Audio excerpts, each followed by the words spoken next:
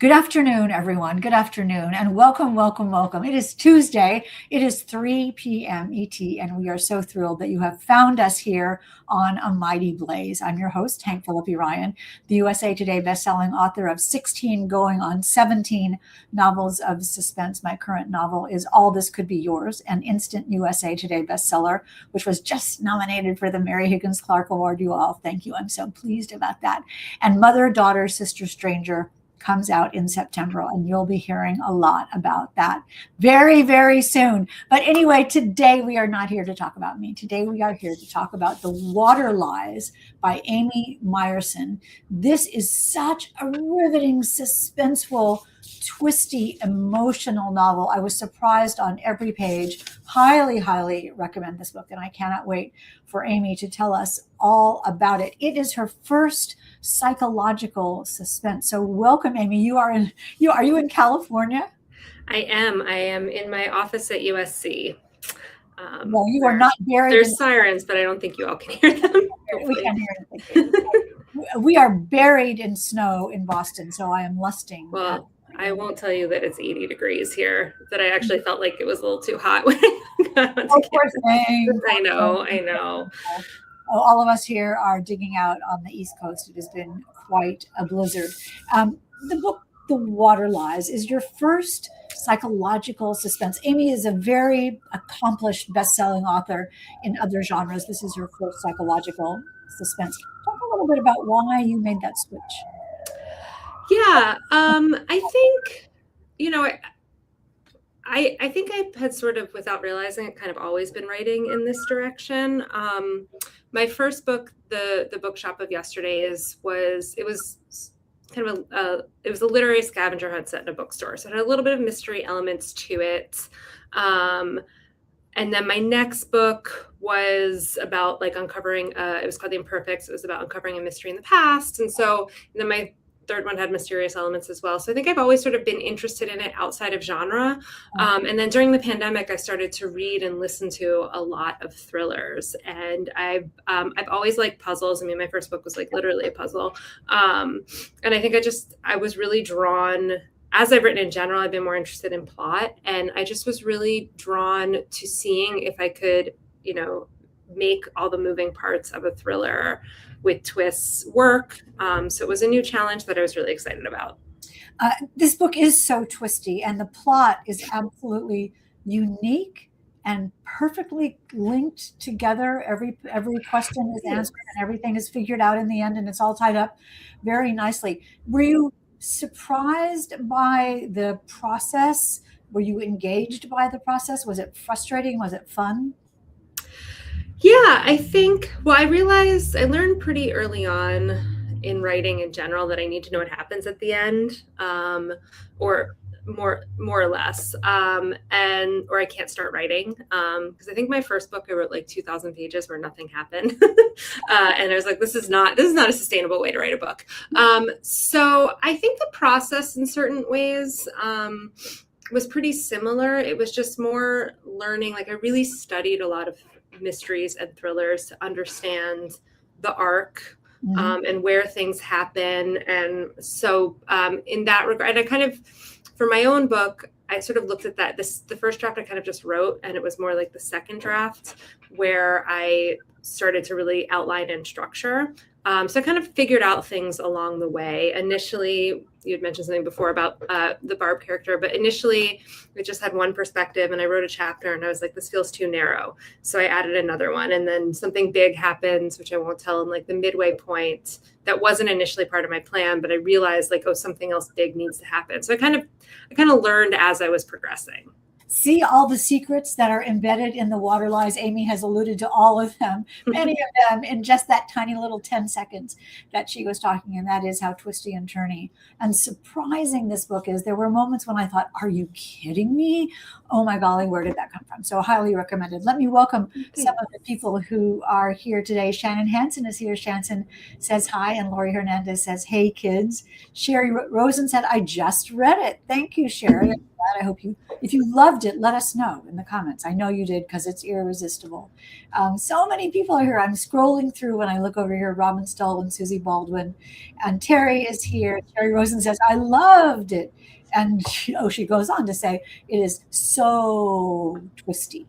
Let me ask you about that, Amy. When you see someone like Sherry just enthusiastically endorse your novel, how does that feel? I mean, it still feels kind of surreal that anyone besides like my parents and my few close friends read my books, and I hope to always hold on to that feeling. But yeah, I mean, it's the most rewarding part of this, right? I mean, after finishing is to connect with readers, and when people seem to respond just so enthusiastically, it's the best. I promise you all, we'll talk about Amy's book, The Water Lies, in a minute, but I'm so taken by what you're saying about your reaction emotionally to your book's reception. You teach writing. How do you teach a college student about the joy of that, the joy of sharing your writing? Do you talk about that with them? We talk a lot about audience, because I think, I mean, we talk about this thing called like writer-centered writing and reader-centered writing, and how when you start, the agenda is to like get your ideas on the page. So it's much more writer-centered. But as soon as you want someone else to read it, you have to prioritize their needs as a reader over yours as a writer. And those are slightly different. And I think for a lot of students, even ones who love to write, they've never really thought about audience before, because most of the time, the biggest audience they can really conceive of is like the 7 other people in their workshop or something like that. So just getting them to think, oh yeah, somebody's going to read this, and they have expectations and they have needs, really really shifts just their approach to writing. I think honestly, and this, I don't know how this sounds, but I think more than anything, more than teaching students to enjoy writing, I think it's helpful for them to realize that it's hard for everybody. Because I have a mix. I teach a mix of classes, and some of them are required classes. And so you'll always get some students who are like, well, I'm just not good at writing, or I just don't like it. Or they'll be like, the other day, not to out a student, but one of my students was like, I don't like to read. But then they went on to say how much they loved the piece that I gave them to read. So I was like, you do like to read, you just haven't found what you like to read yet. So it's just sort of realizing, making them realize that most of the writing that they encounter, is professional. So it's been edited, it's been copy edited. It's not a first draft. And most of their work, even when it's polished, is still really a polished first draft. And also that every single author who writes a book has agonized over every single word. And if they are like me, have said, I'm terrible, I can't write, why did I ever do this? This is way too hard, forget about it, I can't finish this, I can't do it. And when I teach my classes, I say, if you feel that way, pat yourself on the back, because that means you're a writer. Because if it were really easy, you're not working hard enough on your piece. One more thing, and then I promise we'll get to your book, you all, is that you said the word, though, expectations, Amy. And that is so, there are so many expectations when a person picks up a book that's called a psychological thriller. And you had alluded to the fact that you had read other thrillers to sort of get you in the music of what it felt like to be in a thriller. Can you talk a little bit about what an audience expects in a psychological thriller and how important that is to you? Sure. Well, I think, like any genre, it's a really broad genre. And I do think the way I define it, at least, like psychological suspense is a little different than a thriller. And so I think the first step I realized with this book, which is different than the one I'm working on now, is that I don't think it's a thriller so much as psychological suspense. And so it's while there are external threats, it's the internal threats that really drive the characters and their own anxieties about what's happening and the truths that will be revealed. And so it has more of a emotional core than I would say like plot as the driving engine in that regard. But yeah, I think, I think it's great that as writers, we have so much access to what readers think through like Goodread reviews and stuff like that. And it can be stressful to read things like that, but I've learned a lot about reader expectations through, reading my own reviews, reading reviews of books that I've liked, reading reviews of books that I thought didn't work as well, and kind of seeing the response. And I think that, which is really hard, but I think that readers, especially of psychological suspense, thrillers, mysteries, really like to be surprised. They don't want to figure things out too far ahead. And so that's one of the greatest challenges, is like, how can you conform to kind of the beats where things need to happen? And I think another thing about readers of these genres is that they read a lot of them and they're very savvy. And so finding ways to surprise people who are really careful readers. And honestly, I think more than anything with that, I don't know if this is your experience, but I find that having a small collection of really careful readers, some of whom are also writers, some of whom are just readers and aren't writers, can be really helpful to know. Like, I just sent my new book out to a friend and I was like, tell me where I've shown my hand too early. And having people look for those so that you know, because you have an idea of when you think people will figure things out, but you can't really tell on your, like, if you've revealed things too early by accident. That's one of the most difficult things, isn't it? Because when we know the secrets, we can filter everything that we've said previously through that secret, and it seems like there's a big arrow pointing to the person, but there really isn't.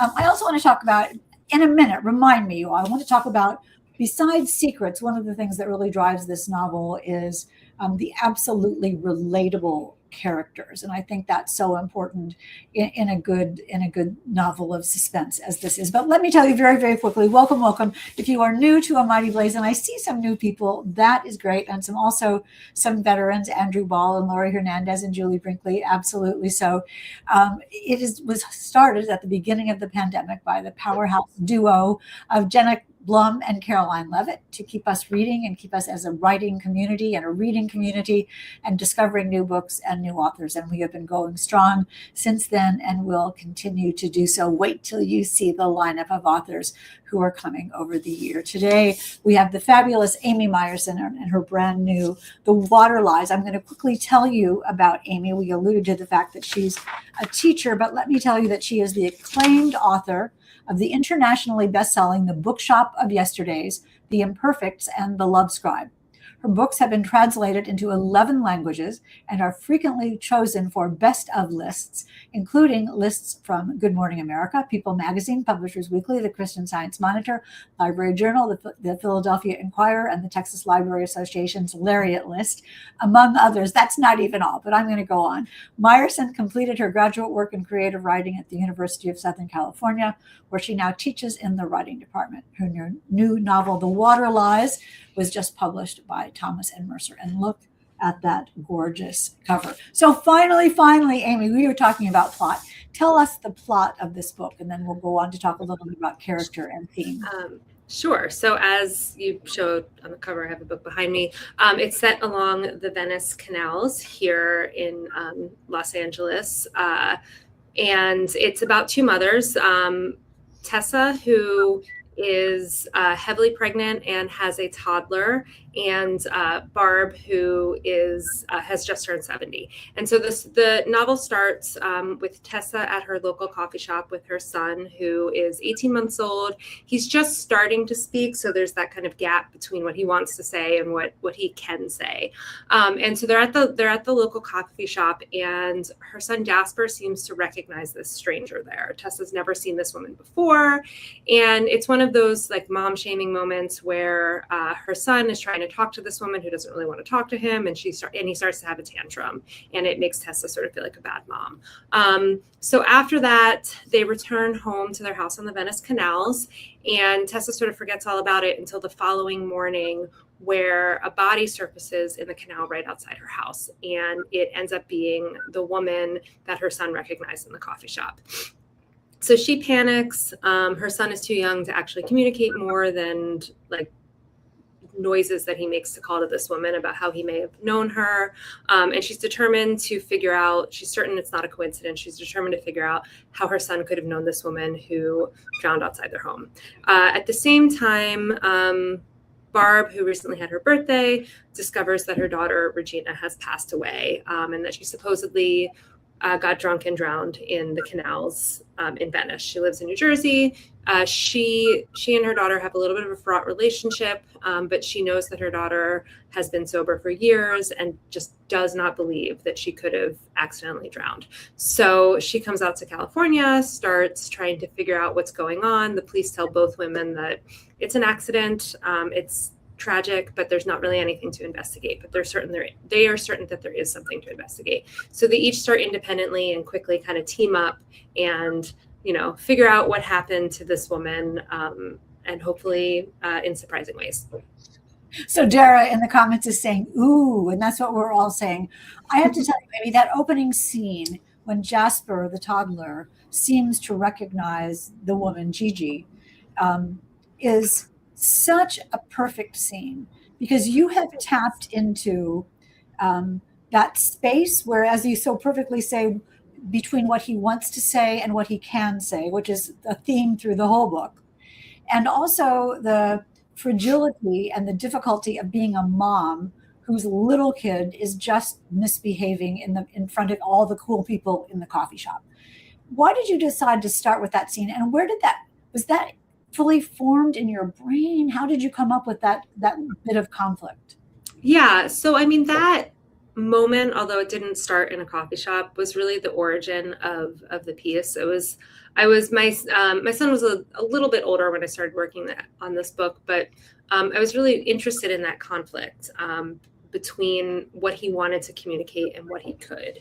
And I think what makes for a good thriller or suspense is when you take an everyday fear and magnify it. And so that was what I wanted to do here. Is there's as a parent, there are all these fears, both rational and not, about the ways you can and can't protect your kids, the ways in which you can't understand them. And so I just thought, well, what about if that one of those moments, which is frustrating, I think every parent has experienced that with little kids, where they can't understand what their own child is trying to say. And what if that wasn't just frustrating? What if that was actually terrifying? So that was kind of the idea that I started with. Initially, I was going to set this in a different part of LA. I had envisioned it at like the grocery store near where I used to live. But I was actually talking to my old editor about hooks for books. Mm-hmm. And I asked her, just out of curiosity, I knew my answer, but I was like, what do you think makes for a great hook? And one of the things that she said that surprised me, maybe it shouldn't have, was location. And so I realized that the initial setting I had for the book was just not like a knockout location. And I knew the book, I always had a vision of the woman drowning. So I knew that it needed to be near a body of water. And as I started to think of really unique, really like iconic places, it made me think of the Venice canals, which are a big tourist destination in LA, but also somewhere that most people don't know about. Well, let me interrupt you to say a couple of things very quickly, and I want to get back to that. So, because let's skip forward to the setting for this, the water lies. We're talking about the water lies, which takes place in the canals of Venice canals in California near Los Angeles by Amy Meyerson. And I forgot to say that we are giving away, well, we're not giving it away. Amy is giving away a copy of the water lies because I'm keeping this one. You're not having this one. So we'll spin the wheel of fun at the end of the show and give away a copy of this book. I have to tell you that I had never heard of these canals. And when I went to your website and saw the photo on the front, I thought, really? There's a place that looks like that? Talk a little bit about where that is and why it is and how that can possibly exist, and why, as you and your editor were talking about, that is such a good setting for a novel. Sure. Yeah. So I still remember I had never heard of the Venice canals either when I moved to LA. But when Venice, in the early 20th century, when it was starting to be built up, a lot of Venice was canals. Abbot Kinney, who's the main street is named after the main like shopping and restaurant street in Venice. He had a vision of, bringing Venice, Italy to California. Anyone who's been to the canals here, it doesn't look anything like Venice, Italy. But originally there were tons of canals that have since been paved over. And even the canals that are still there, it's hard to imagine because they're just really beautiful, like lots of lovely houses on the water, very affluent. But for decades, it was in disrepair until the 80s, 90s, when people started moving in and refurbishing it. So I always try to, it's what I'm drawn to in other works, but I always try to find some sort of pocket, whether it be, in a plot or in a setting that is something that people will have the same response that you did, where they'll say, like, I'd never heard of that before. And then you look it up and then I think, and it leads to that question, like, why haven't I heard about this before? So I just thought it was initially I thought it was lovely. I thought it was a really good setting. I thought for sure there were books set there, and there's some books that are set in Venice that, like, they dabble in the canals. But really there's, I think there's been a few movies over the years set in the canals, but I was surprised to discover that there hadn't been any novels set there. And to me, that's the best, when you can land on something that feels like it should, like, already exist, but doesn't. So that was kind of where I started. And then once I started talking to people who had lived there, I started spending more time there. I realized that it worked at this whole other level as well.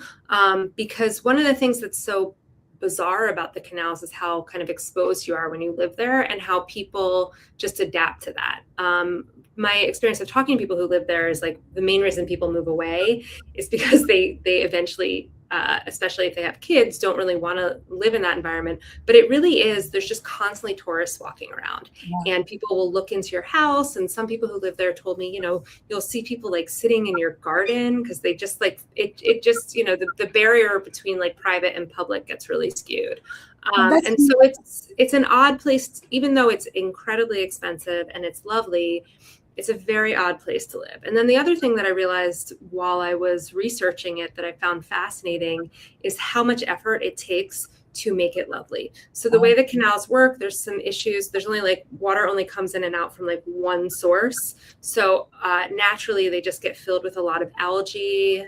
They'll smell. So every week they get drained, and people come and clean them out, so that on the weekends when there's tourists, you would, even I was there a few weeks ago, and it's just so pretty. I was like, did I make up all the stuff about the algae? Because but I thought that was really interesting too, in terms of thinking, like, about facades and the efforts we put in to create a picture perfect life. So it just works at a lot of levels. Yeah, that's exactly what I was just going to bring up, the element of the facade, of how beautiful the canals are and how beautiful the neighborhood is, and what it's hiding behind the closed doors of the homes, but the homes are essentially open. So people are pretending on the outside to be one thing, and on the inside are completely something else. And it is also a little bit easy to find out what's going on in someone else's home, even if you don't really understand it. You're just kind of observing it. So again, from the beginning, what someone wants to say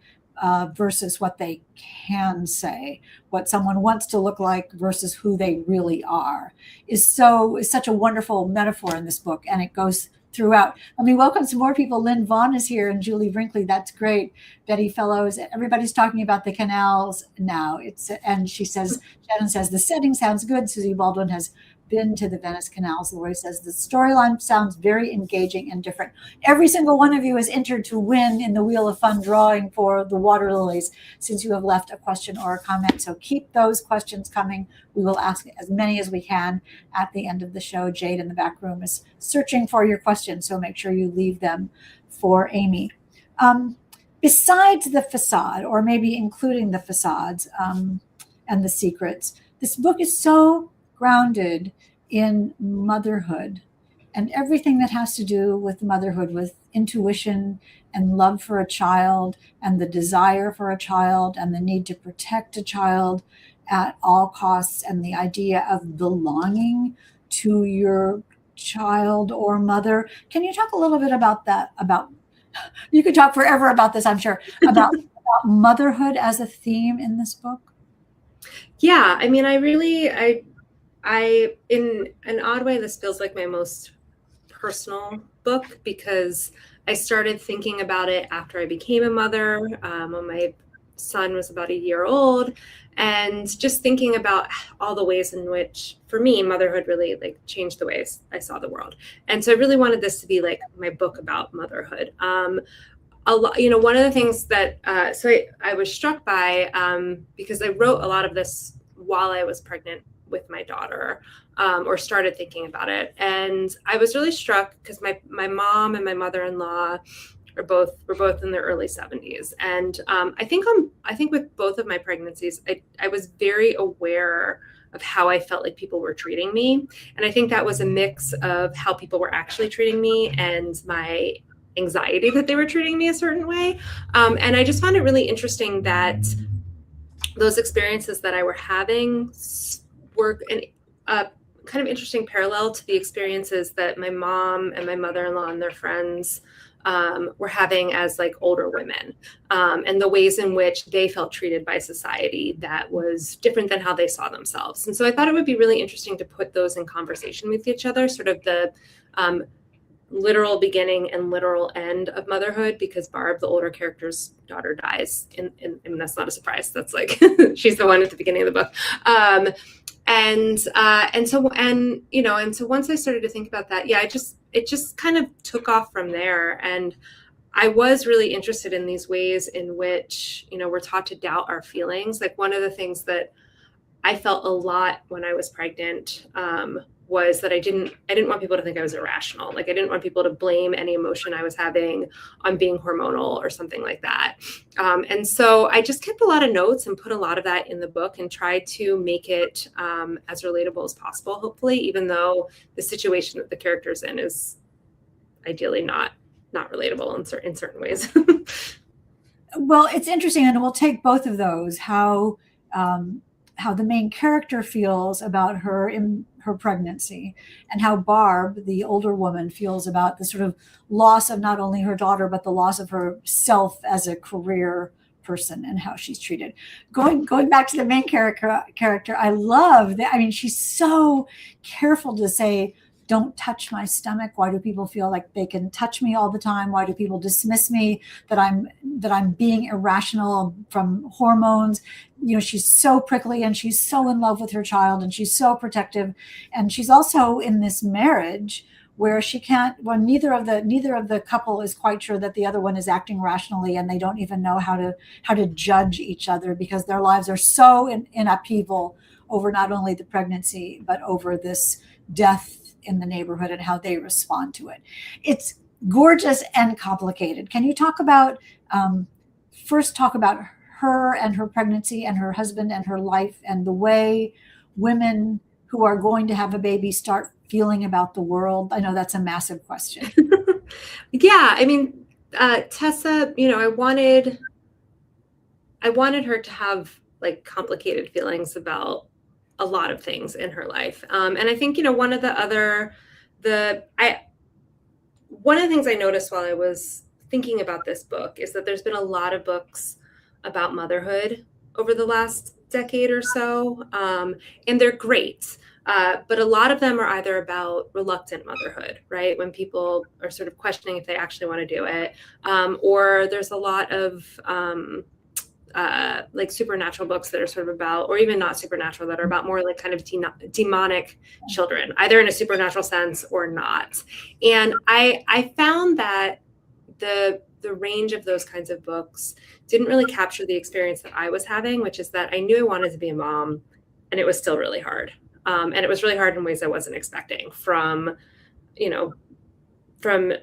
C-sections, to things like not being able to understand your kid, to having fears that I didn't anticipate. I feel like my daughter is 3.5, and I still check her breath a lot at night to make sure because she sleeps so still, like she's so still when she sleeps. And there's sort of little anxieties like that aren't about doubting motherhood, that aren't about thinking there's something big wrong with your kid, that still are sort of consuming on a daily level. I don't even know if I'm answering your question, but yeah. So I wanted to capture as much of that as possible. And then, some of the other struggles that came up too is thinking about, because I'm a writer, and I still think I identify as that as my like primary identity, as a writer and a mother, but a writer first. And I love, like, my son's at this stage where he's always like, I want to help you with your novel. And I'm like, well, that's not really a thing. But it's, he's finally understanding it, and he thinks it's cool, and he's so excited. And I love that I get to like model that for them, of being hopefully a good mom and also still working and having this identity. So a big part of Tessa, which is not as complicated for her husband, is how do I navigate these identities? This identity, she's a jewelry designer and a jewelry maker. And how do I navigate still having that and being that person while also being a mother? And still, in a lot of relationships, the mother takes on a lot of responsibility, that makes having these multiple identities harder. So I think, yeah. And that's one of the things that drives the plot of this book so gently and so seamlessly. The things that happen in this book that seem just very ordinary, that turn out to be pivotal. And that's what I think you do so well in The Water Lilies. The things that are so relatable, the things that every mom and every woman has thought, become actually sinister. Not just that they're making something up, or that they're paranoid, or that they are hormonal, but that it's really bad.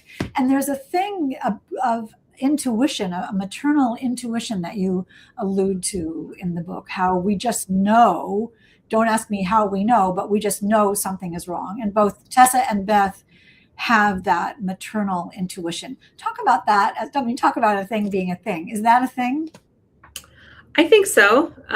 Yeah, I think, in a lot of different ways. And I don't think it's just maternal, but I think it gets heightened when it relates to feelings that you have about your kids. But I think so often it's the same thing as writers.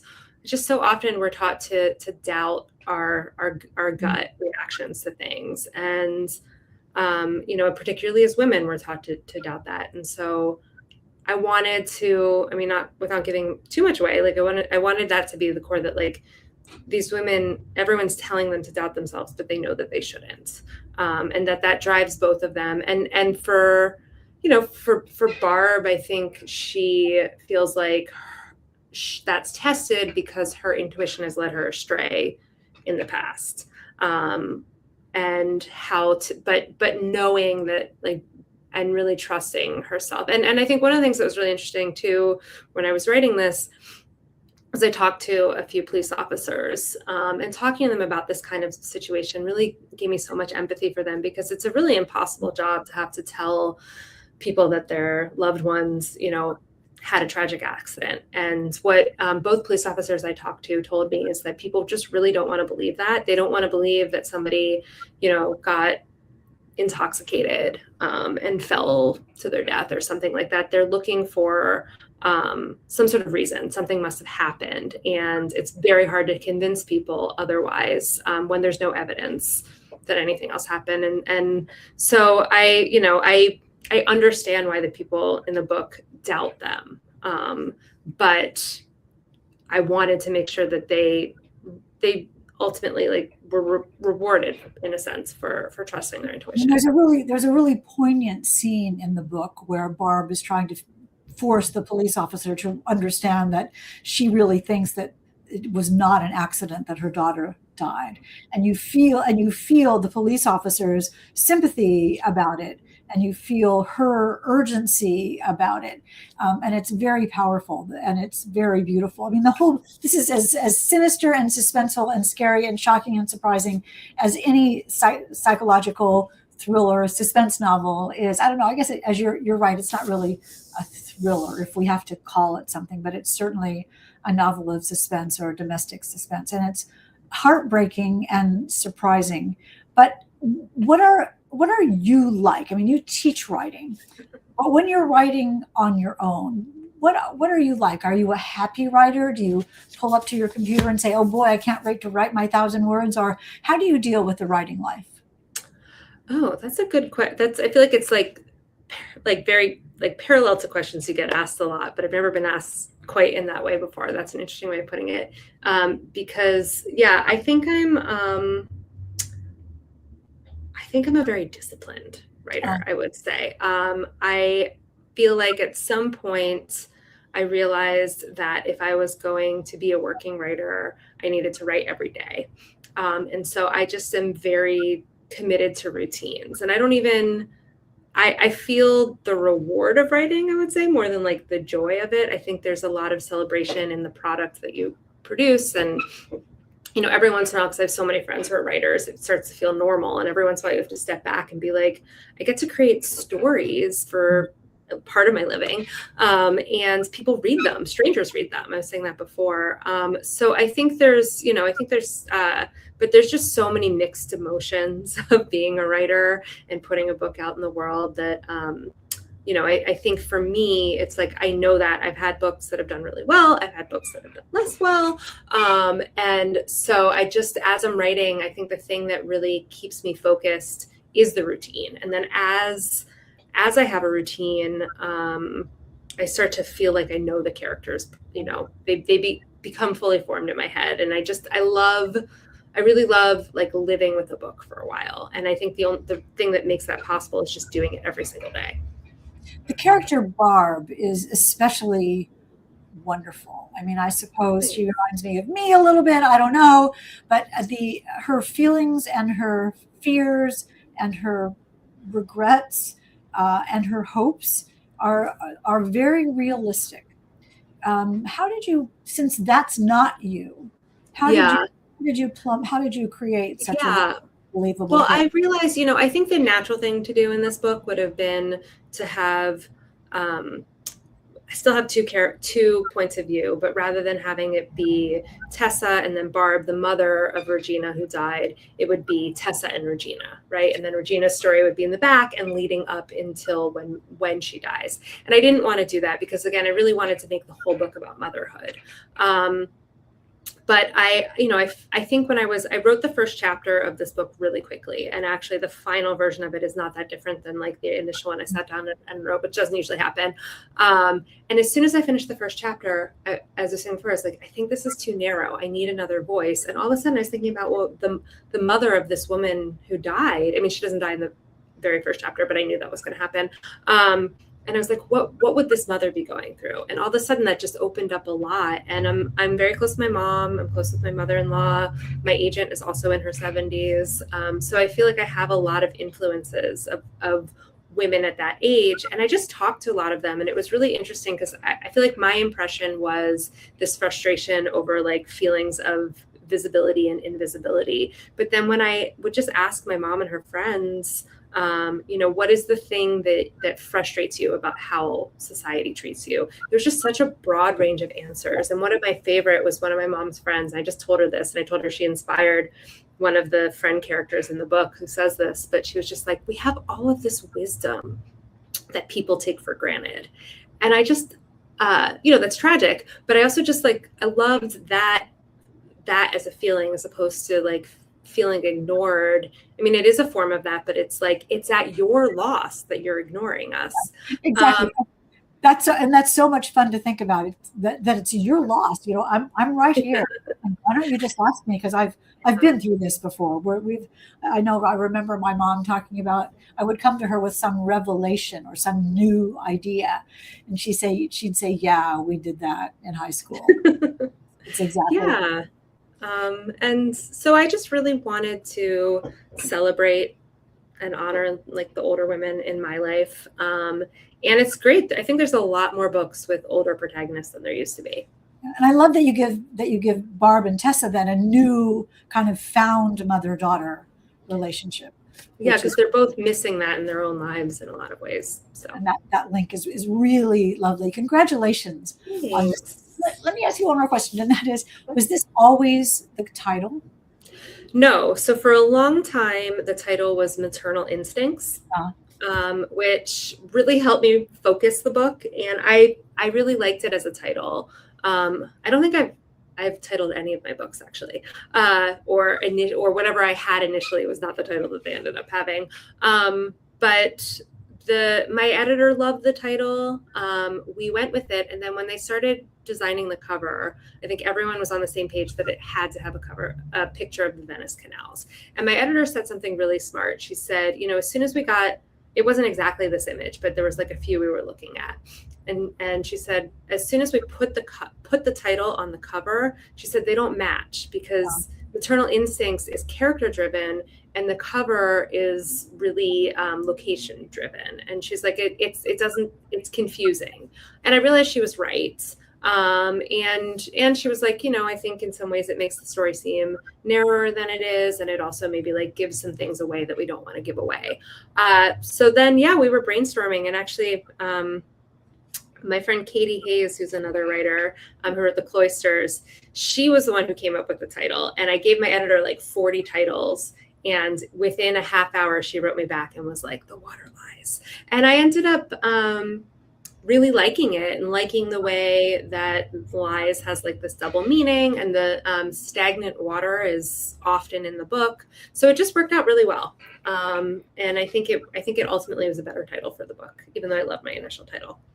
I do too, but I think this is great. I mean, the idea that the water is not telling the truth and it's lying in the middle of this neighborhood, and that everyone around it is telling lies. It's all very, very perfect, and a spectacularly twisty, very heart-rending, actually, relatable, surprising, wonderful book. Highly, highly recommended. The Water Lies. Let's take some questions, Jade, if you have put together some. Shannon Hansen says, are you a plotter or a pantser? I would say both, like neither and somewhere in between. As I was saying before, I kind of need to know when I start writing where something starts and where it ends, but I don't know how I get there. And actually in this book, I don't know if I'm giving something away by saying that there is a murderer, that it wasn't an accident. I don't think that's too big of a reveal. It wouldn't be if it was an accident, right? Right. There wouldn't be much of a story, or it would be like I'm sure that there's a more literary version of this book that could be about both characters coming to terms with the fact that like they're trying to make something out of an accident, but that's not the book I wrote.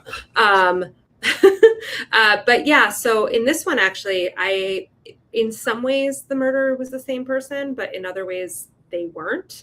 And it wasn't until the second draft that I was like, oh, I already wrote this person into the book and didn't realize it. And I've had the book I'm working on now has I had a similar discovery about 2/3 of the way writing, where I was like, oh, this is actually what's going on. I didn't realize that. So I think that it's important, at least for me, not to plot too heavily. Like I don't write a whole outline so that I can have those moments of discovery. But I do, every time I do more or less, at least in my head, have kind of the arc of a book. And then when I sit down to write, I will take like the last 5 minutes of each session and just write what I plan to write the next day so that I can hit the ground running. And then I really do the plotting between draft 1 and draft 2. I do a reverse outline. I figure out like where the beats are off. And that's kind of where I do more of the structural organization. That's exactly how I do it, actually. And I rely on that. I call it sort of 4/5 of the way through. I think, oh, that's what this is about. Okay, I never saw that coming. And you had planted the seeds for that at the beginning of the story. I just didn't realize, I just don't realize that I have them there. And then at some point, the Rubik's Cube comes together, and, my own Rubik's Cube. And I think that's the best thing in the world. It's really rewarding. Yeah. It is rewarding, and also elusive, because you can't make it happen. You just have to sort of trust the process will allow you to see it when the time comes, which is a tightrope walk, actually. All right, who else has a question? Julie says, hey, Julie, do you think the pandemic had an effect on or changed the impact of motherhood and writing the various identities in The Water Lies? Interesting. Well, I think I came up for the idea of this book during the pandemic. And it was, I don't think I would have come up with it without it. Every day my husband would take my son for a walk and just give me a break to do some work and to have some time to myself. And one day I was just sort of teasing him. I was like, I have no idea what you do on these walks. And I never will know because our son is too young to tell me. And that kind of sparked the idea. So in that way, I very much credit it to the pandemic. But I think that yeah, I'm sure my son was 4 months old when the pandemic started. And I don't think it was as anxiety inducing as like my friends who in those first months had babies, right? Like a couple of my friends, their partners couldn't come to the hospital with them because, I think there were other more anxious versions, but it was, it was anxiety inducing for everyone. But I think there was ways in which it was unique when you had little kids, like how it magnified those fears. So yeah, I think in that regard, the pandemic. I love that you got that one little nugget, which just is in this story. I just love that. It's just great. Who knows what the writing life will bring? Yeah. Ooh, we're almost running out of time. Everybody will be entered in the Wheel of Fun. So let's just take one more question on camera if we have it. Jade, ready for us? Hey, Andrew, was there a particular place along the canals that you pictured? Did you go and sit there to write? Yeah. Hi, Andrew. A couple of places. So I spent a lot of time around the canals. One of the first things I did was look for somewhere that was in walking distance that felt like the right place to have that first scene. And so the coffee shop, which is like right by the Venice sign, is a real place. I don't think I ever wrote there, but I spent a bunch of time there kind of taking in like who goes there. Because it's like right there. There's a lot of people that are wandering in and out. And then I just walked up and down the canals. I took lots of videos. I spent lots of time on like Google Maps and also Zillow looking at houses. And so the house I created was kind of a composite of a few, but it was from spending time there. And I picked Linney Canal specifically. There's a playground on that canal. I don't think I ever ended up maybe I took my son there once. But I went, I think it's weird to spend time in a playground without kids. So I didn't really spend time there, but I walked by there a lot.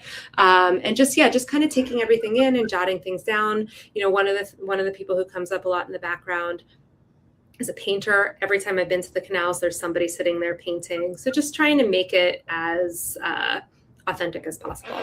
You did such a good job with that. The Water Lies by Amy Meyerson. We're about to spin the Wheel of Fun. One of you will win a copy of this book. The rest of you, you know what to do. Run, run, run, click, click, click.